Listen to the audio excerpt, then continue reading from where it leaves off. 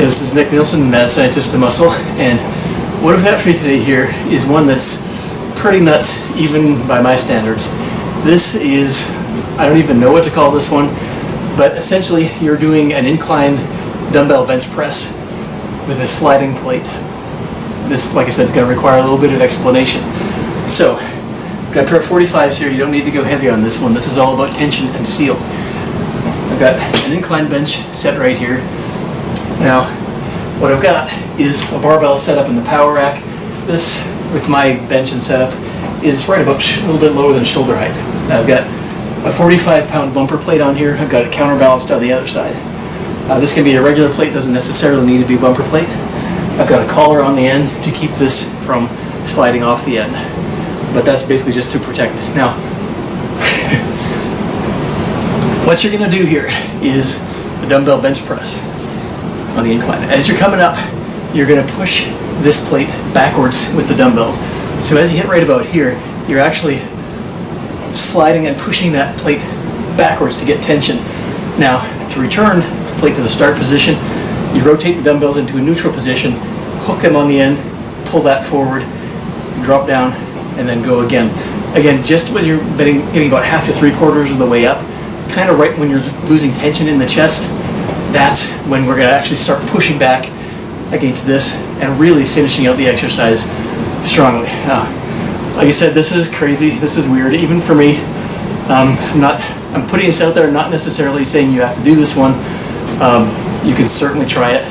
I actually have got an amazing upper chest pump from it, and it's probably one I'm going to continue to use because I'm training in my basement, and this is, for entertainment purposes only, so to speak. But it kind of gives you an idea of what can be done with very simple equipment. So, here's what it looks like. And this will take a little bit of playing around with the setup for you. You're going to duck your head underneath the plate. And again, use a weight you know you can handle on the incline.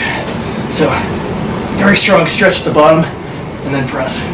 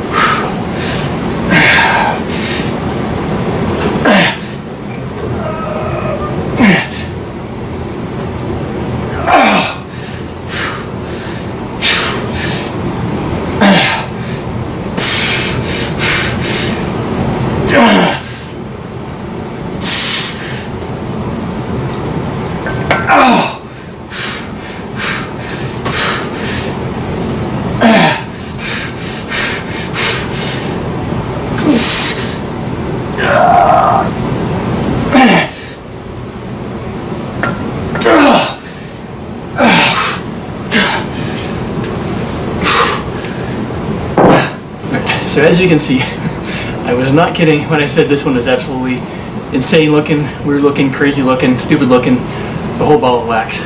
Now, when you kind of break it down and analyze what's exactly happening during it, especially for an incline dumbbell bench press, it actually has a lot of merit to it. I've actually got an upper chest pump like crazy right now, one of the strongest I've ever had for the upper chest because of this kind of movement at the top.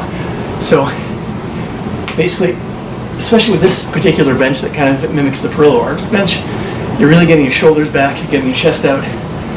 Really good stretch at the bottom. As you come here, that action, that basically movement at the shoulder, that's those clavicular pecs, those upper chest fibers right there, those are really getting dug into to make that movement. So if there's a fair bit of front delts with it, because that's a strong front delt exercise, so right where they tie in, right where the upper pec transitions into a front delt movement, that's exactly what we're hitting right there with that. Now, when you turn the dumbbells, pull them back a little bit, you're keeping tension on the chest.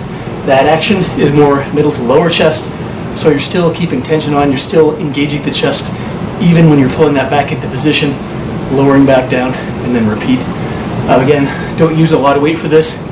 If you do decide to give it a shot, and again, be very sure you have a collar on the end here. You don't want to pull this too far, slide that off, and obviously drop a weight on yourself, because this is, you know, not according to manufacturer specifications, clearly, but counterbalance the other end, get a good stretch on the chest at the bottom.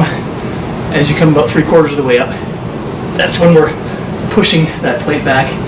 Doesn't really matter how much weight, obviously the more weight you have on there, the more friction you're going to get on here, but it's that sliding action that we're looking for. So if you do this and give it a try, promise me you'll give me some feedback on this one, because, you know, obviously it's nuts, and I want to see if anybody else has kind of a good experience with this, the same as I'm getting right now, because I'm getting a monster upper chest pump, among the strongest I've ever had for the upper chest, and this is a really interesting way to accomplish it. So